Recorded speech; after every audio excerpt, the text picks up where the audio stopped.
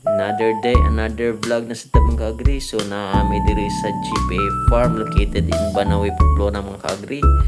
They have 300 up sa level mga kaagri. So among gibuhat ani mga kaagri, amo na silang gikuwag dugo mga kaagri for CFS ASF status mga kaagri. If naabay possible nga na sila ASF mga kaagri, happy to say mga kaagri na wala gyud na sila ASF mga kaagri. We did it 4 years na mga kaagri.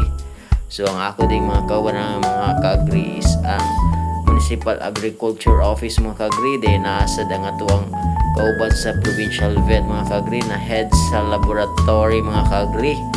So kaning samples mga kaagri amo ni ipadala sa Manila mga kaagri for testing ng mga kaagri. So tagaan ni sila pag mag-testing mga kaagri, tagaan ni sila certificate of free status mga kaagri. Pasabot ana mga kaagri, pwede sila makabiyag inter-province mga kaagri.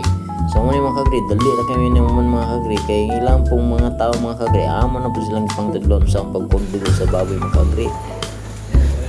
So please follow, share mga kaagri, i-like na lang po ninyo mga kaagri sa ginagmay mga kaagri. Thank you.